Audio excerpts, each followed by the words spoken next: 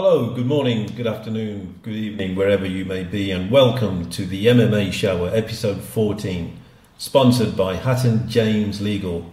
Please go to hattonjameslegal.co.uk for all your employment law needs, and they will help you with any issue you've got with your company, your workers' rights, anything along those lines. Please give them a call and they'll be happy to give you a free telephone consultation.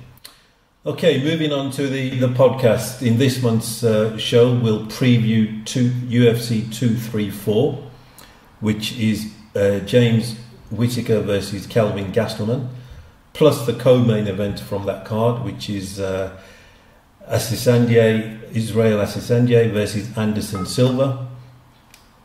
And we'll also preview, just to let you in a bit of a secret to the listeners, that this has been pre-recorded probably 3 or 4 days before the champ versus champ fight, which is Henry Cejudo versus TJ Dillashaw, and we'll preview that. But by the time this goes out, a few days before UFC 234, the result would already be known. So we'll have some fun with that and do some analysis.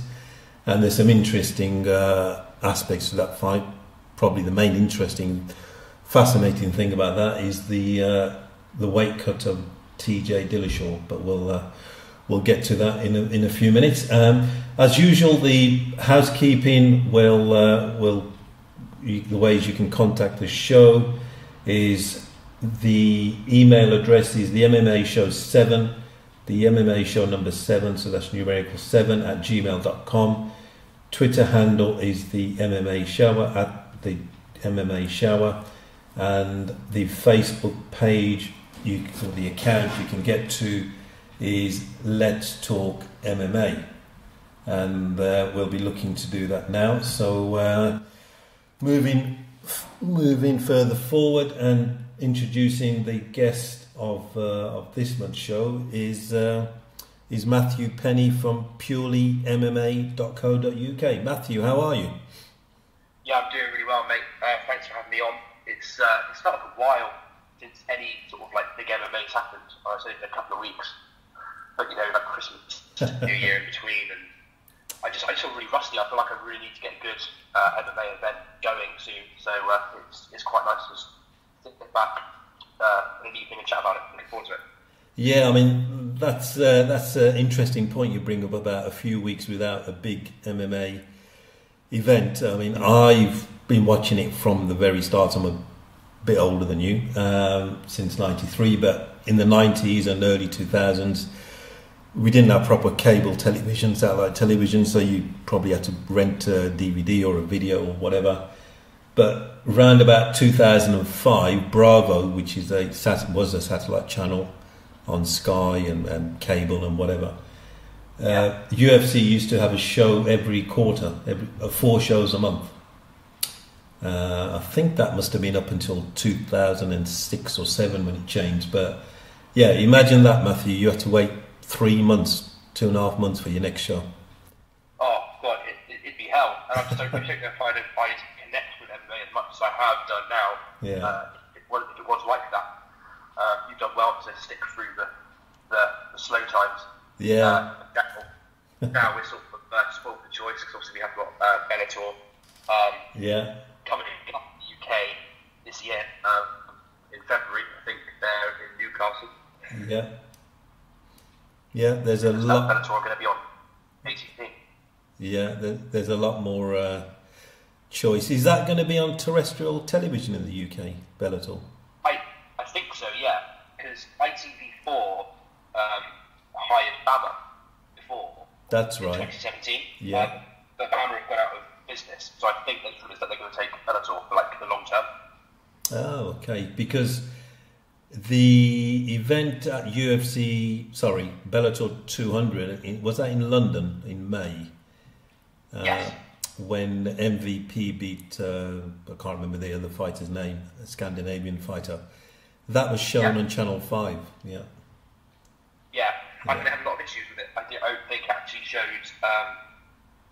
I think it showed like a couple of the fights. It was supposed to show a bit more, but they didn't because of scheduling clashes. Yeah. I believe. Yeah. Yeah, it's good. They had Oh yes, there was a big hoo-ha about it because obviously they're a terrestrial. They've got a schedule, and they had to cut into that main event to show whatever soap or film or I remember that now.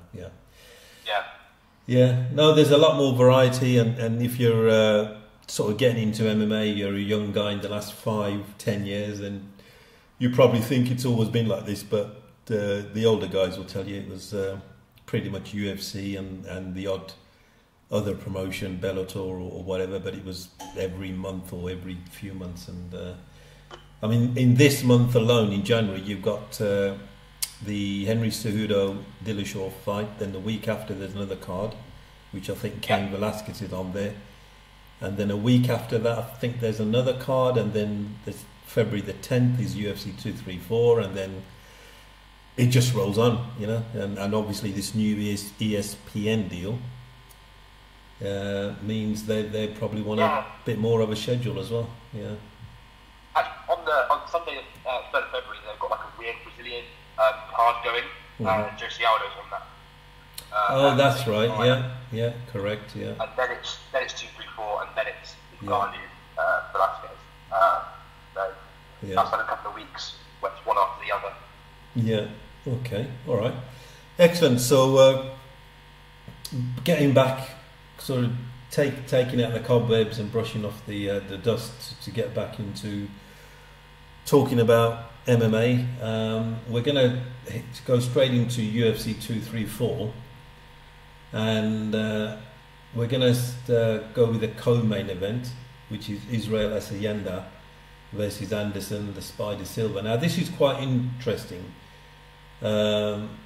Israel is up and coming, and he's got that confident aura about him, slightly arrogant, not too arrogant at this stage, I would say, but enough to make him sort of interesting. And he's stylish. He wins by finishes on the whole. His last fight was Derek Brunson, and he comprehensively finished him, destroyed him really. Then you've got Anderson Silva. In my opinion, he's still one of the greatest to ever take on the sport and enter a cage or a ring. And some of his skills still haven't been matched. So, but I understand why Israel is going on to it, but why Anderson, I don't understand. But give us your thoughts on that, about why they've matched a early 20s guy against a guy in his early 40s now, Anderson?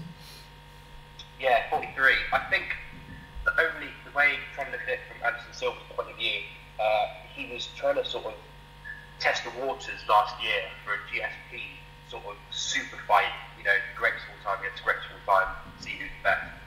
And everybody said, it's about 5 years, 10 years too late. Yeah. But in my head, the only way I can see from Anderson Silva's point of view that this will benefit him is if he gets like a win, and then he can say, well, there you go, I beat the biggest up and coming guy in the division.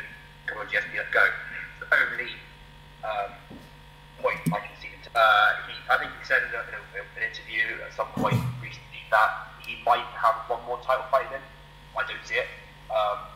Don't get me wrong, he is in the argument for the greatest of all time, but there's not another title fight or title reign in there for me. I'm worried that he's going to strain into sort of BJ Penn territory soon, where you cannot give up. You'll keep coming back against these fights, against these big guys, these big names, and just get destroyed like BJ Penn has about 3 years ago. So I'm worried. I have to say, I'm worried for Anderson Silva. Yeah, I think these guys that are like it's a good analogy. BJ Penn, naturally gifted and at his pomp, at his height of his talent. He was freakish, but I think these guys mentally they still live in that world, but they don't understand their body, or they don't listen to their body, and they think they can do what they used to be able to do, and whatever they did, and then it obviously doesn't show in the results. And BJ Penn is a very good example of that. Anderson, he could go the same way, but I'm not sure what's in it for Israel if he wins, because people are going to say, well, Anderson's over the hill. So what merit will Israel get? A big paycheck. Yeah, dollar signs. Yeah. A big paycheck, and it's a nice name to have on your record. I mean, it's like you said, it's about 5 years too late. It's not a bad name to have there. Anyway. Agree. Yeah. I think it's going to be a comprehensive win for Adesanya personally. I just feel bad, like you said, I feel bad for Anderson Silva. I just hope he just calls it a day after this one. I don't want to see him fight anymore, frankly. Like, we've got good memories of him, don't taint it. But will Adesanya, does this give him anything more for the title fight? Oh, I think he's probably ready maybe one more real fight, I would say, legitimate contender. I think if you went against Anderson Silva, give him sort of a rank 3, sort of 3, 2 or 1 or 4, something around that mark, and then give him a title fight. Yeah, one more fight. I might be wrong, I'm just looking at people he's beaten. Brett Tavares was ranked 9, Derek Bronson was ranked 8. So he's getting close.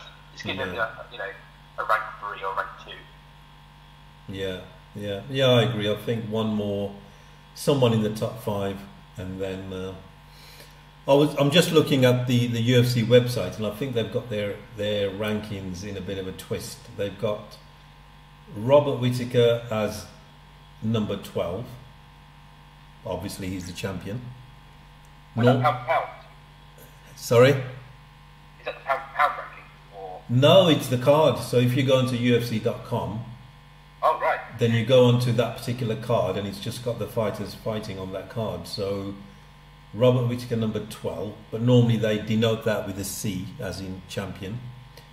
They've got Kelvin Gastelum as number 4, which is about right, and then they've got Adesanya at number 6, which is about right, and Anderson hasn't got a ranking, which is about right. So and they've obviously made a mistake with Bobby Knuckles there. But okay, moving on to the fight. I think I know which way you're going to predict this, but let's give Anderson every chance. And is there something he could do for former glory, or?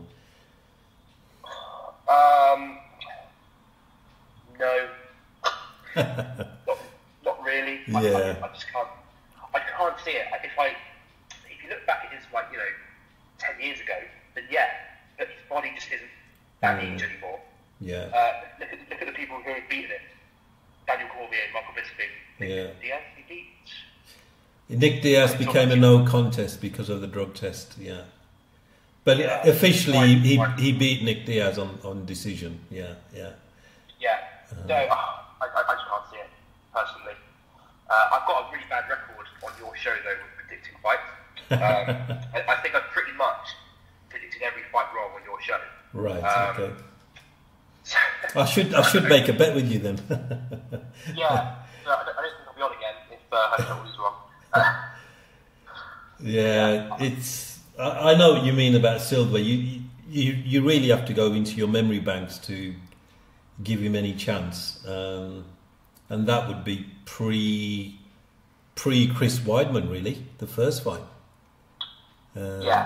7 years ago or something like that. So I know what you mean. Something freakish, and Anderson has still got a high kick in his arsenal. He's maybe still got a spinning kick to the sternum to finish a fight, but this Adesanya, he's a talented boy, and he's a very confident boy.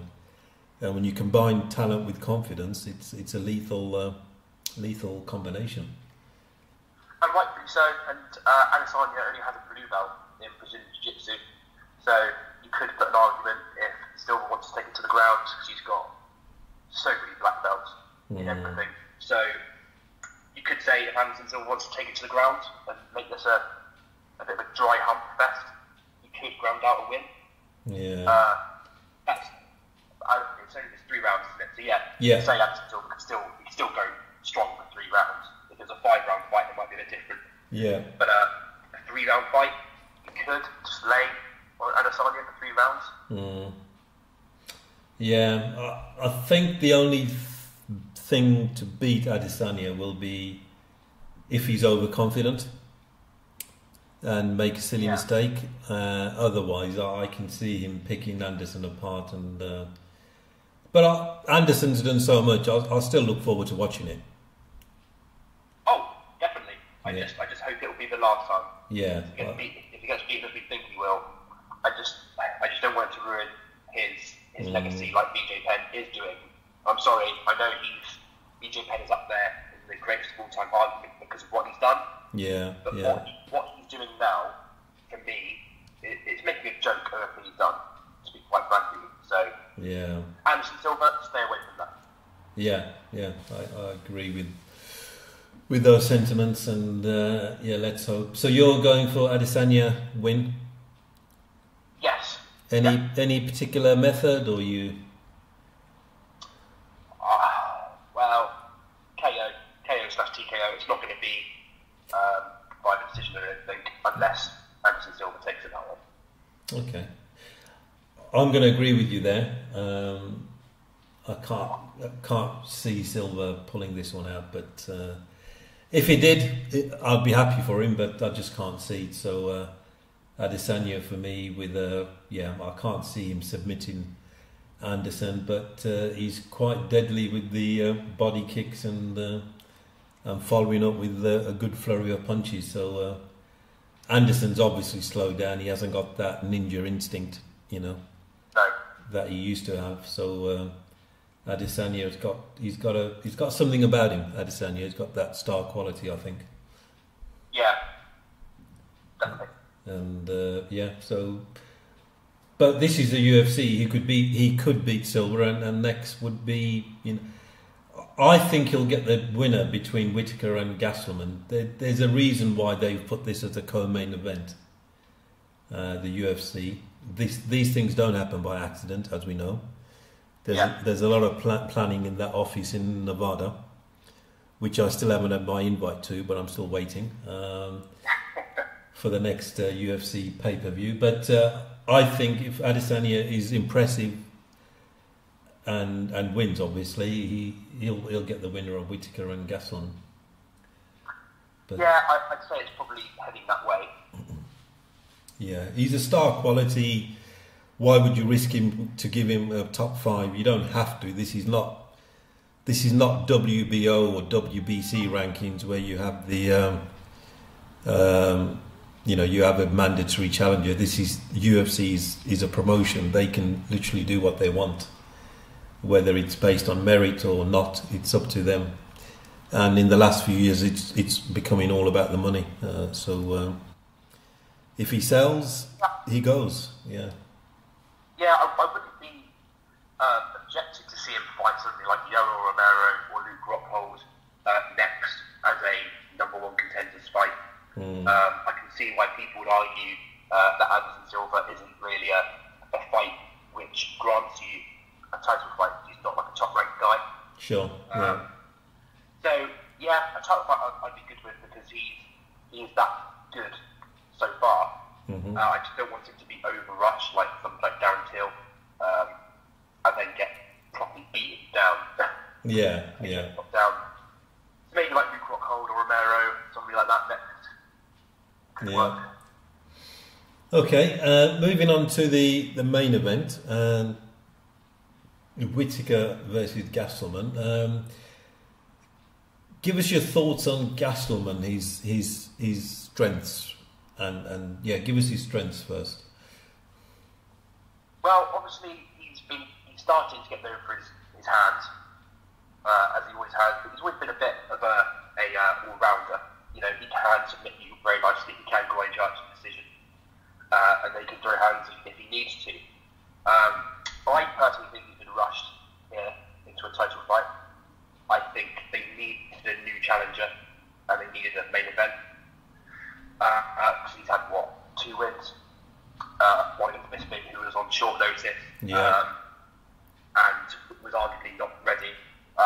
Does that grant him a title fight? I know he beat Souza, but does that grant him a title fight? I just think he was rushed. Personally, I think he needed a challenger, so they pushed him into getting there quickly. I think he's had 3 fights at middleweight. He lost to Weidman when he was winning. Then he beat Jacare. And then he beat Bisping on very, very short notice after Bisping got choked out by GSP 3 weeks before. Yeah. Yeah, so he beat Belfort, but it was overturned because of marijuana. Oh, correct. Was that in Brazil? I think he. Well, in the last few years, who hasn't beaten Belfort? Yeah. Yeah, I just don't see him as a threat.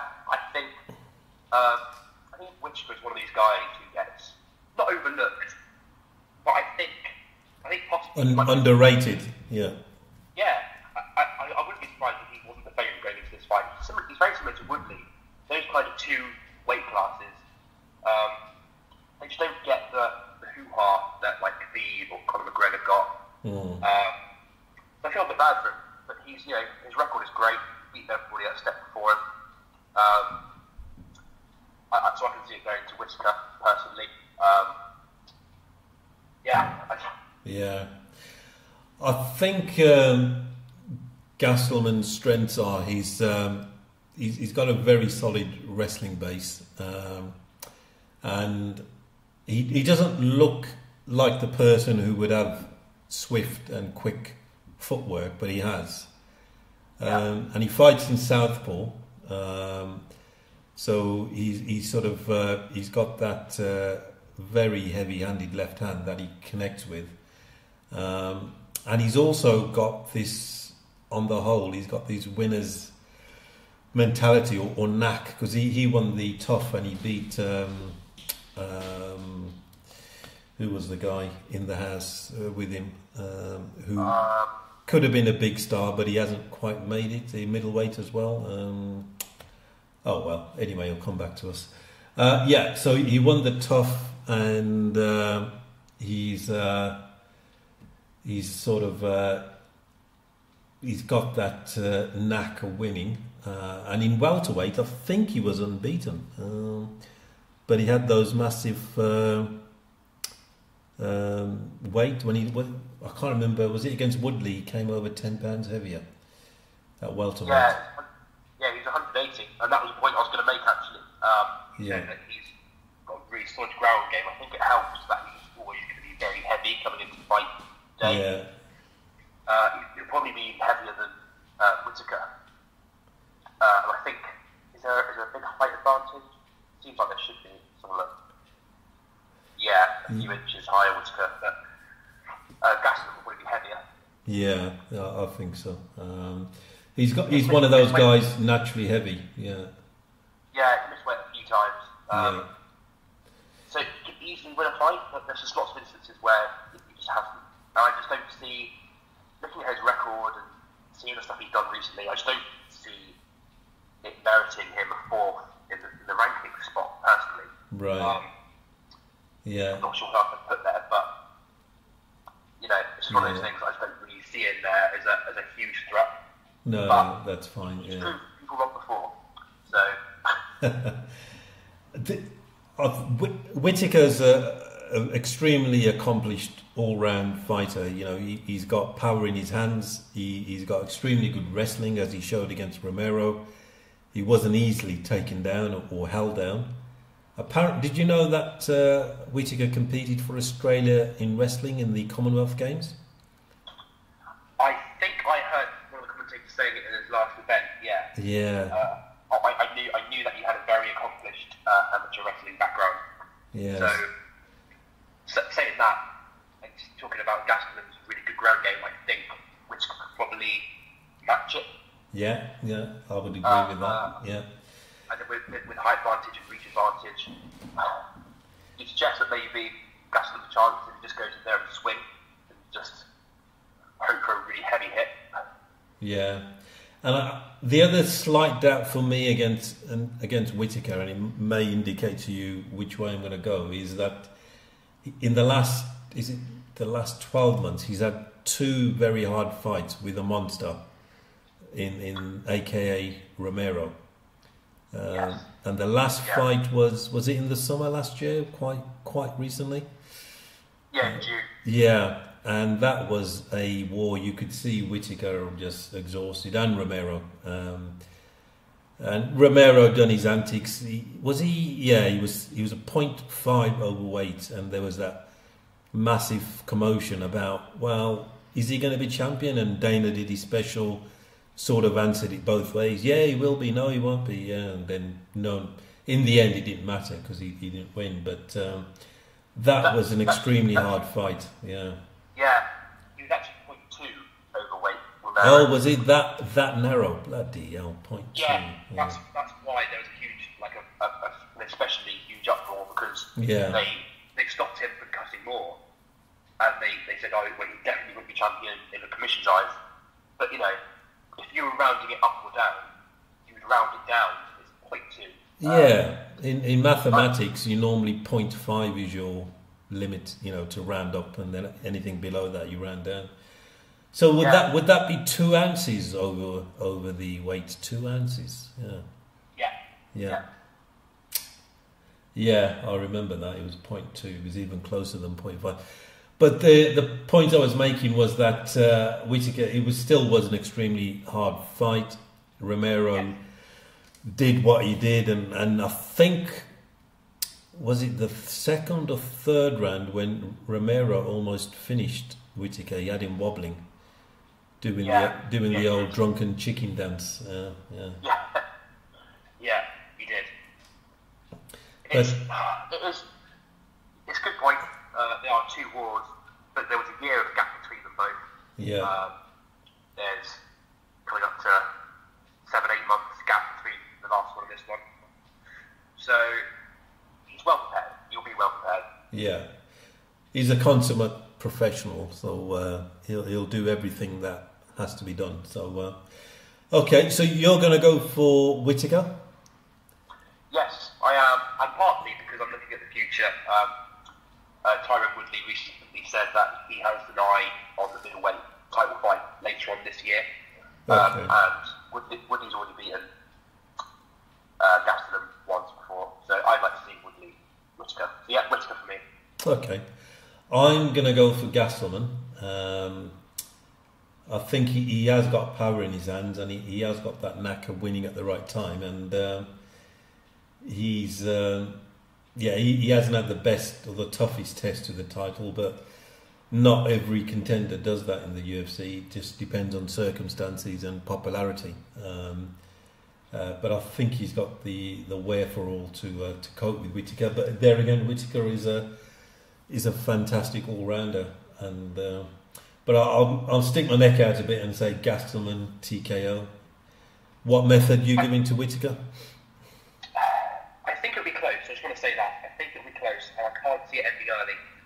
So I think it's possible that it could go to a decision. Mm-hmm. But yeah, I'll say decision win. I can't see it ending early. Okay. I can't see it ending at all. Okay. So I'm making note of these, Matt. So when we come back in end of Feb to preview what we spoke about earlier about UFC 235, which we might need an hour for that card. So we'll come back and revisit these predictions. Yeah, is that right? Yeah. I'll let you know after the event. If you don't answer my call, then that will give me an answer. Yeah. So you're going Whittaker decision. Yeah. And I'm going Gastelum with a finish of a KO or TKO. Okay. Excellent. So we've done UFC 234. Now, as I said at the top of the show, we are pre-recording this. Sometimes we go out live. Sometimes we pre-record. So it's 16th of January, and the Dillashaw and Cejudo fight is on the 20th of January, on a Sunday. Which is not great for us because next day is work day in UK and Europe time zone. So but this is very interesting and fascinating. We've got TJ Dillashaw, who's very comprehensively beaten the contenders in bantamweight, coming down to 125. Give us your thoughts on that. Well, Dillashaw said in an interview that Dana hired him to destroy the division, and I can see it. I can see it happening. I don't think Dillashaw will stay at 125. Seeing pictures of him recently, as you said, it's now the 16th. I'm shocked that this fight is still on today. I think I messaged you a couple of weeks ago and said this fight ain't happening. Right. I still think it isn't going to happen, which is why I'm not too excited about it. Yeah.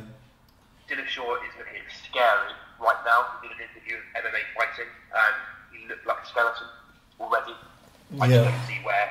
And he said he was 135, he said. Yeah, he said he's at bantamweight in that interview. Yeah, there's no way in hell he's getting 10 more pounds off of that body.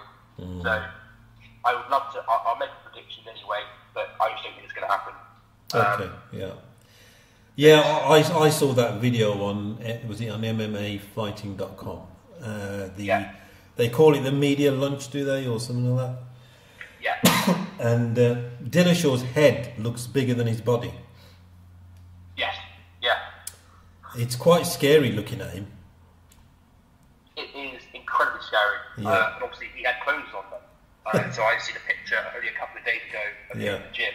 Yeah. There is nothing left there to cut. I just don't know where he's going to get it from. And if he does get it from somewhere, I know water weight and all that. Yeah. But if he can get there, it'll be an incredibly tough job to rehydrate to a good level for fight day. And you can't use IV anymore. No, you can't. Yeah. I don't think they even allow that in football/soccer. Right. For any American listeners. Because Sam Nasri, who plays for West Ham, got banned for a year for doing that. It's just shocking to see him. I can see why he's doing it. I bet he's getting paid a lot of money. He said Dana's paying him a lot of money to destroy the division. But if he wins, he's not going to go back down and defend that title. No. Gotcha. He was saying all the right things in that interview. It's all on par. It's on point. He's been dieting for 12 weeks. He mentioned ketosis and all that. So he's doing some sort of ketogenic diet, very low carb, high fat, protein. But yeah, I mean, water weight is one thing, but when you've got your body fat which covers, you need your body fat to cover your organs.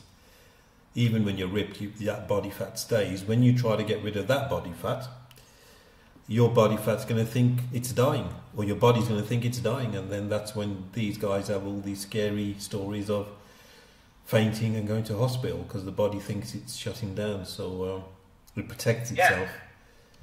Absolutely, and it's just and that's the thing. You cannot usually weight cuts. It's about you deciding if you've done enough, or your team deciding if you've done enough and you can't do any more.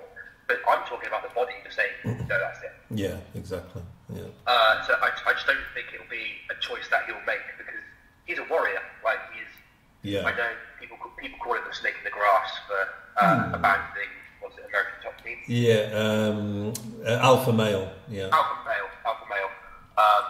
But he's a badass fighter, and he's very, very hard to beat, and he's a warrior. But I just don't think it'll be his choice. I think his body was going, no, that's enough. So I just don't want to get too excited about the fight, to be honest. Okay, so let's fast forward and say he's made the weight Saturday night, Sunday morning, and it's, everything's good, or it's all good. Give us your prediction for the fight. I think you've already said it, but yeah. I say Dillashaw, but I made a point which I actually haven't thought of before this show, and that was the thing about will Dillashaw hydrate enough and will he be full strength for fight day? That could be in Cejudo's corner there. I'll go with Dillashaw. I went with Cejudo when he won the title. Actually, I watched it with a group of friends, he was close last time. He's going to get it done. He did. Yeah. But Dillashaw's a warrior.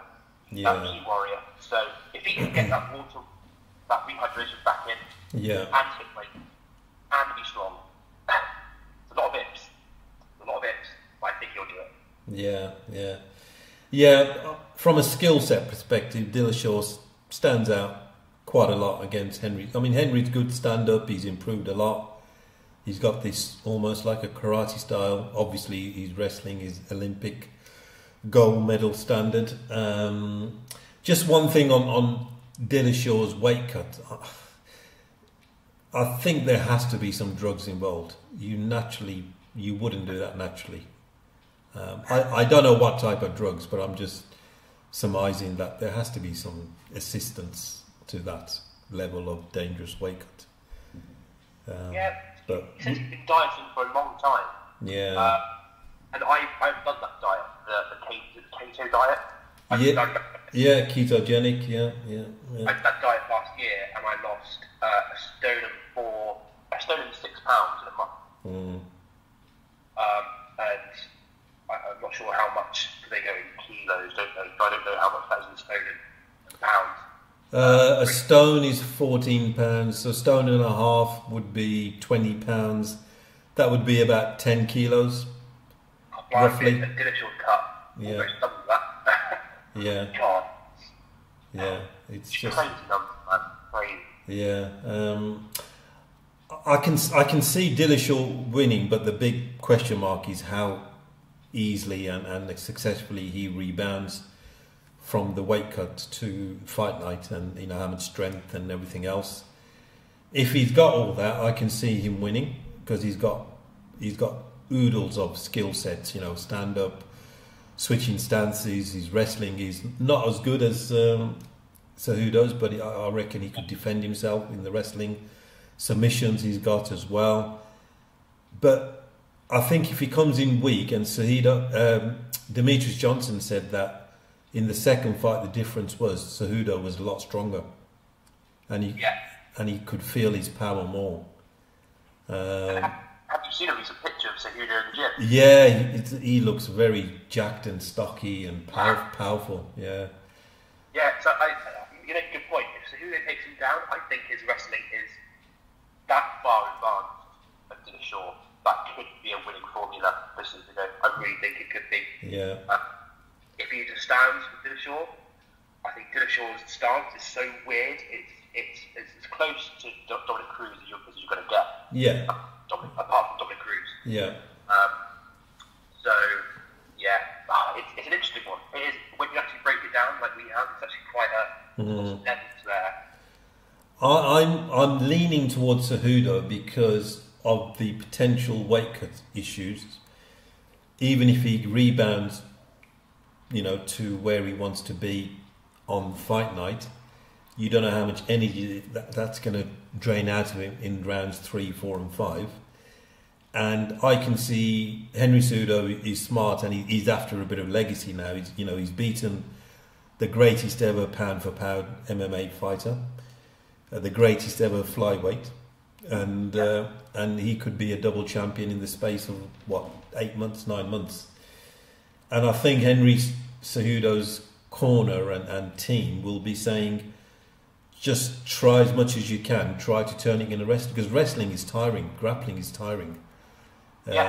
Even if you get back up, you're going to be tired and you get taken down again. And if anyone can take Dillashaw down, Henry Cejudo can. So I think Henry Cejudo could do that for 5 rounds with energy to spare and power, and just dry hump him for 5 rounds. Why not? I think, my official prediction is the fight's not going to happen. But let's assume that it does. You're right, so if he grabs a hold of Dillashaw, it'll be over.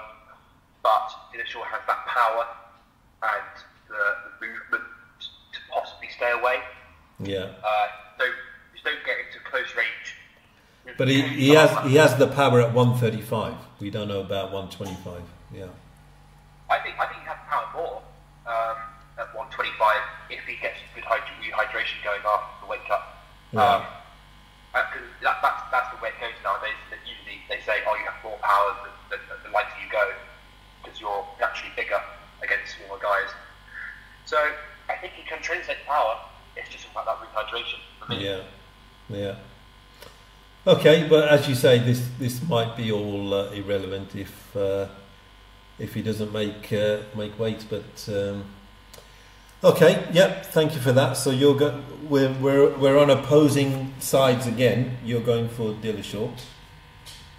Yeah, if you get that good hydration going, yeah. Any particular method? KO. I'm going to go for Cejudo, and I'm going to say he'll grind out a decision. Possibly, if Dillashaw really gets tired, he could ground and pound him. But Dillashaw's like you said, a warrior. He'll go through brick walls to win. So unless don't get close to him, Dillashaw's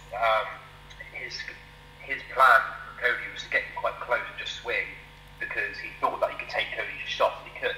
Yeah. If you get close to Cejudo to punch, he's going to get taken down. So keep the distance, keep your weird movement going. Yeah. It's such a unique movement and stance change. Yeah. Just rehydrate. Rehydrate, DJ, and you'll be fine. Yeah. I do agree. I think if that works out, I can see TJ winning. His skill set is all round is better than Cejudo's. But we shall see. I'm also with you as well about Cejudo, that he could easily just grab it for 5 rounds and grind out eventually. Easily could do that. Yeah, I think it comes down to that weight cut is the key. But Dillashaw's got a very smart team behind him with Dwayne Ludwig. And I think he's that is it Muscle Farm team? I can't remember what they're called, but it's a very slick outfit, state of the art. So if any team can pull that through, it's probably them. That he doesn't get over emotional, or with Cody getting emotional, he stayed calm and he worked to his benefit. So if any team could pull it off, it's probably that team. They are state of the art, scientific. Yeah. Etc. But okay, moving on. There's just a couple of, like you said, we haven't spoken about MMA for a while with Christmas and everything else. So I'm just looking around the web for interesting news stories. And you're a WWE fan. I'm a WWE fan. Jack Swagger, I think his real name is Jack Hager or Hager. Jake Hager, yeah. Yeah, he's gonna make his Bellator MMA debut in February, and he's got an amateur. I don't think he's good as Brock, but he's got an amateur wrestling at fairly high level, state level. He's coming into MMA. I would say he's as good as Brock, because I think he is an NCAA national champion. I think he did win the championship. Oh right, okay, yeah. I didn't hear of that, but yeah, that puts him on the same level. Yeah. And I also think he set some record in 2006. I think he got the most pins in a wrestling season. Yes, he got the most at University of Oklahoma in a single season school record, so presume high school. Yeah. Most pins in the he was a big heavyweight, 285-pound division. Cool. Yeah. Yeah, and he's I follow him on social media. He has cut a lot of weight. So I think with WWE, he said that he was sometimes sitting at 320 pounds. 320 pounds. Yeah, because wrestlers have to have quite a fair bit of body fat on them, because it is a huge toll on the body. So they are encouraged to have a decent amount of body fat on top. Yeah. I've seen him on social media recently training. He's been in MMA training for a few years now, so I'm not sure. I don't think he has any belts though. That's the thing. Yeah. It's all natural wrestling, but he's looking ripped. Yeah. I've seen some photos. Very ripped. So it'd be interesting to follow his next few fights. Yeah. It's good because he wasn't a huge wrestling star. No. He's coming into Bellator without the hype around him. He can just sort of he'll get and he hasn't come into the UFC because he would have got a lot more press in the UFC. Yeah. Yeah.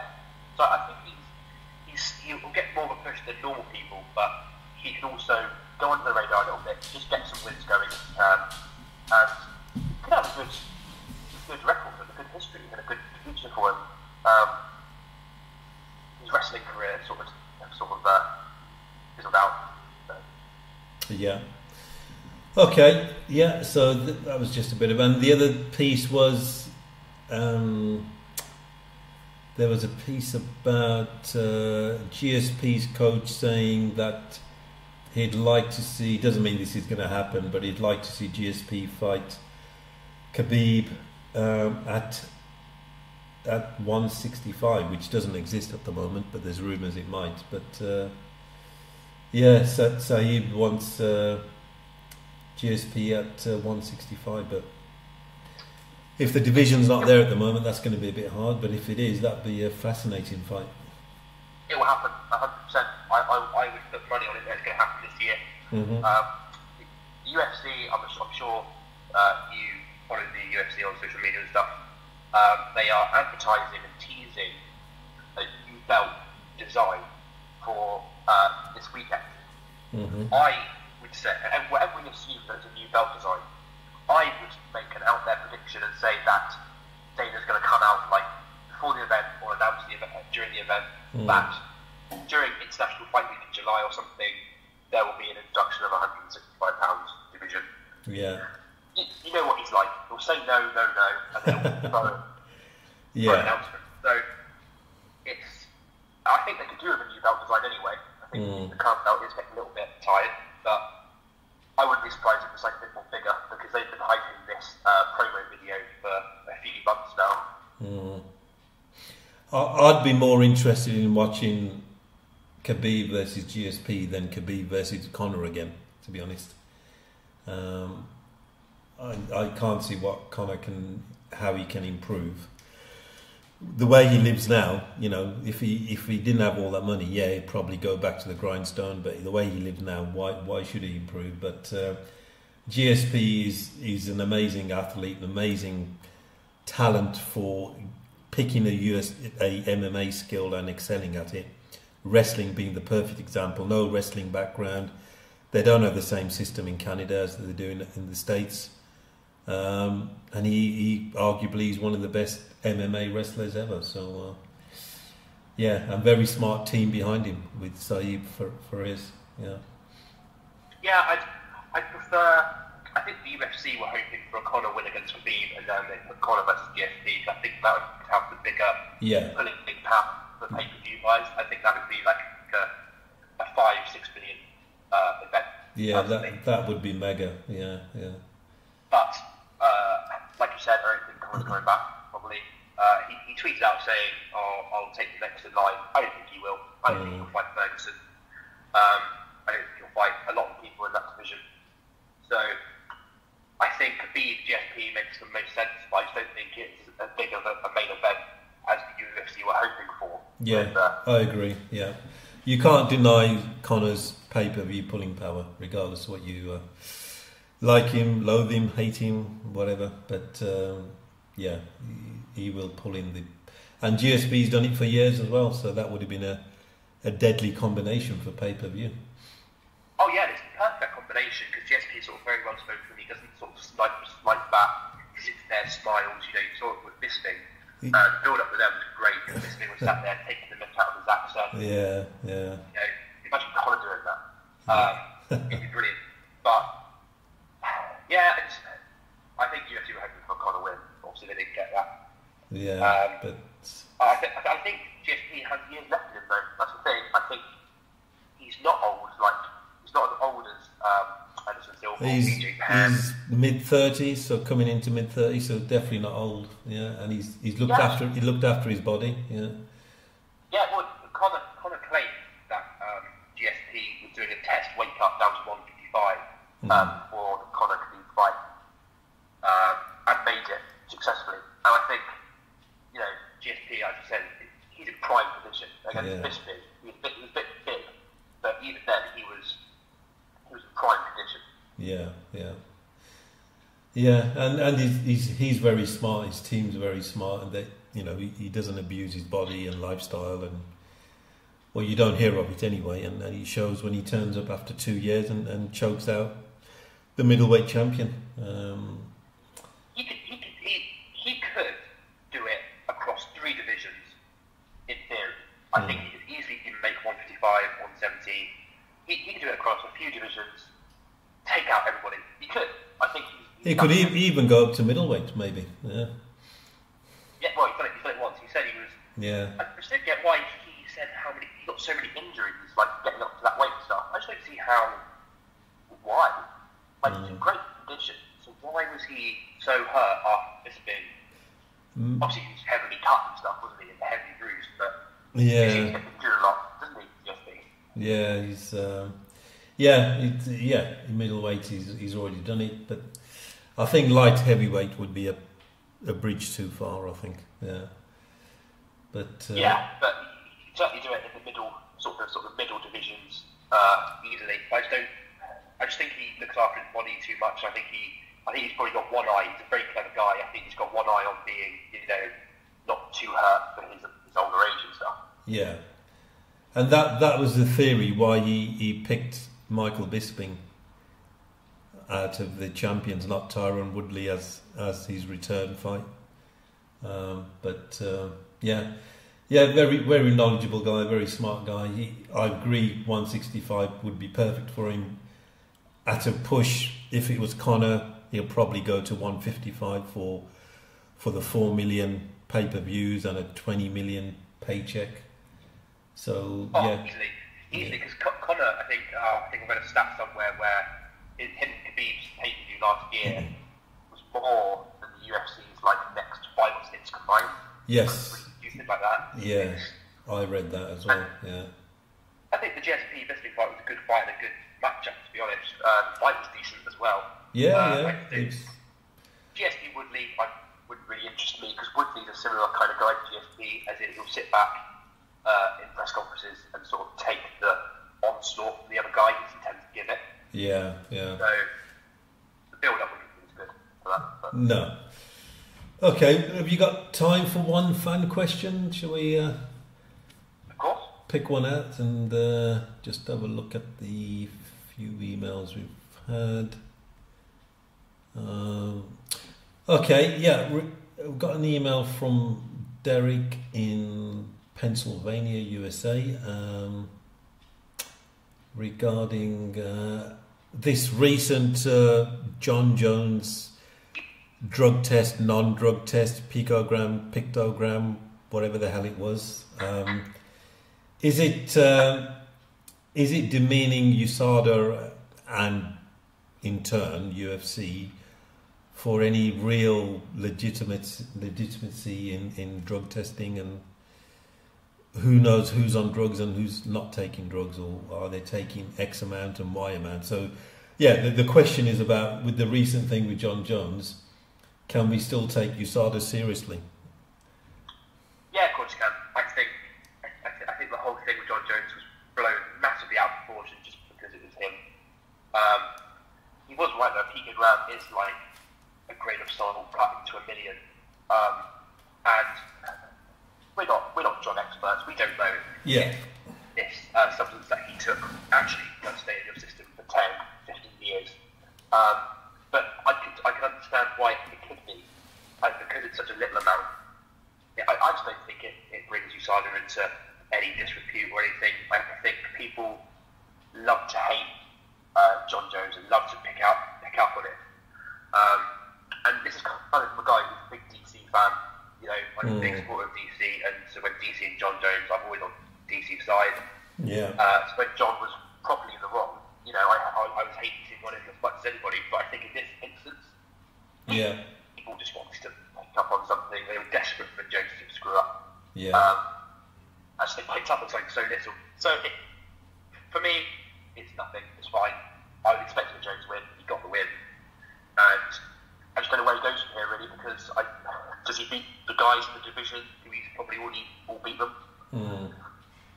Yeah. And can he stay properly out of trouble?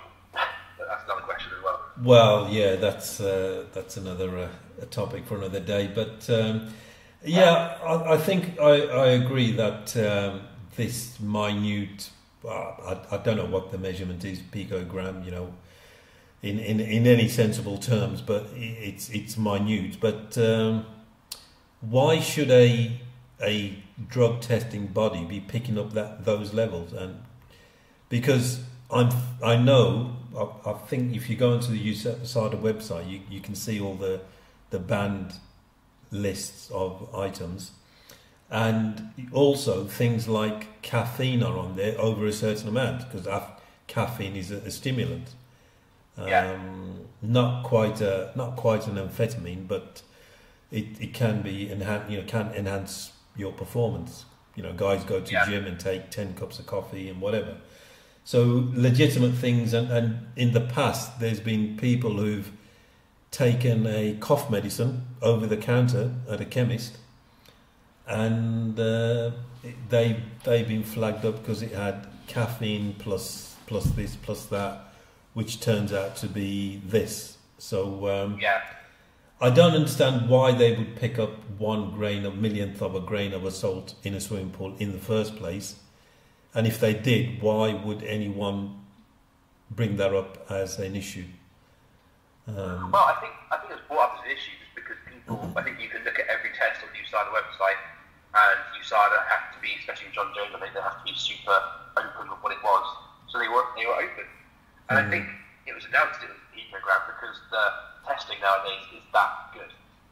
I just typed in picogram in on Google. It says a picogram is equal to 1 trillionth of a gram. You can't even comprehend that, can you? No, it's just 1 trillionth of a gram. Yeah, it's like an atomic level. So that's why I didn't really read into it. So that must be thinner than the thinnest particle in the air. Yeah, literally. Yeah. Which is it's a good point. How do they pick that up in the body? Yeah. For me, it's people wanting to be expressive about something. They want to be outraged. So for me, it was nothing. But it makes you wonder why Nevada State Athletic State Commission got nervous and pulled the event. Why? If it's that insignificant, why did Nevada get nervous? Because it's John Jones? Possibly, yeah, probably. I don't know why they went so over the top with it. Yeah. Obviously, there's probably a lot of facts that we don't know in the public eye. Yeah, absolutely. We just get tip of the iceberg. We just get a picogram of what really happens to keep on the analysis. Yeah. Literally, and I can't stand John Jones. I can't stand his smug face sitting up there in the press conference. But he was kind of right, and his outburst at the female journalist. Oh yeah, your journalism sucks. Oh, he was ridiculous. Yeah. It was. And you know what? It was a horrible thing to do, and it was probably over the top. But when he gets asked the same question 1,000 times a day, you can see why sometimes he's just like, do you know what? Next question. Yeah. Don't ask me the same thing. They had already talked about it in the press conference anyway. That's true. Yeah. But literally every other question in that 10-20 minute period was the drug. So these journalists really should take some responsibility as well. If someone's asked it before your turn, 3 times, think on your feet and change your question. I know you wrote it down and that's what you came in with, but there's a certain order. Journalists get picked out. You first, you sir, and if some journalists got in before you 3 times, then don't stick to your question. Think on your feet. You're supposed to be a journalist and ask him about his training, ask him how he keeps his head together. Or one thing I would say is I do admire John Jones in one way. With the previous tests and his belt taken away and his arrest, obviously all of his own fault. So not saying sympathy, but where I'm getting admiration is lesser people, mentally strong people, might have fallen apart, but he just wades through it and comes out the other end smiling. Yeah, he's kept himself in good condition as well. He keeps proving people wrong. I just wish he'd stop giving people the reason to doubt him and doubt it. I don't like the guy. I don't like the guy because of everything he's done. But people growing up, kids and teenagers are now getting into the UFC. and learning about it. That's another generation who doesn't like him, you know. Yeah, but he's extremely talented, and he's got this knack of turning it on and winning, and it'll be interesting to see him against. Is he still fighting Anthony Smith? I heard that someone was saying that he's not showing on the card. I haven't had a look, and it won't show on the card until it's like properly official from the UFC, and they're probably going to keep it quiet because they've got so many events coming up. Yeah. They won't want to announce it because then people will start asking questions in press conferences. Yeah, true. But okay, excellent. So thank you, Matthew. Just give out your details, your usual details of how to contact you and what you're doing up to. Are you going to any events or anything like that? So we're over at Purely MMA on Twitter, at Purely MMA, and it's purelymma.co.uk. To be honest, I've been a bit lax with the website. You've written some stuff for us. I've been a bit lax, so I apologise to you, and I apologise to anybody who's gone onto the website. I'm more of a social media guy, to be honest. So our social media on Twitter is always full of stuff, always full of discussion points. So head over there, especially, and give that a follow. I am planning to go to the Bellator Newcastle card in February. They've got some great fights planned there. I think Aaron Chalmers, the reality star, is going to be there. Yeah. Pure MMA purists won't like it, but he brings in a great crowd. I've seen him a few times in Bama. So that should be a great card. And I plan to go to sort of 3 or 4 ones in the UK. So I'll be doing UFC London as well. I'd love to go over to Vegas and do UFC 235 because of the amount of talent on that card. Yeah. So I might have to reach out to a couple of American MMA people who we've met on podcasts and stuff, and you actually as well. Yeah. See if they're going and might try and get out there. Yeah, that'd be great. Maybe if you go to UFC London, you could do a little report for the website. That'd be good, or the Vegas one. Yeah. Yeah, definitely. I'm just a bit lax with it. So I apologise to you and apologise to everybody else. But this year is going to be hopefully a big year for Purely MMA. More growth, more exciting stuff going on over there. So definitely get over there and follow the Twitter at Purely MMA and check out the website in the coming months. There'll be some good stuff on there. Okay, excellent. And just to finish off, saying this has been the MMA Shower episode 14, sponsored by hattonjameslegal.co.uk for all your employment needs. We previewed UFC 234 with Whittaker versus Gastelum. You can contact the show on the MMA Show 7 at gmail.com. The MMA Show 7. Keep your fan questions and suggestions please coming in. They're always interesting to read. Twitter handle is at the MMA Shower, at the MMA Shower, and the Facebook page is Let's Talk MMA. And thank you for listening, and we shall meet again on the next episode of the MMA Shower. Thank you. Bye.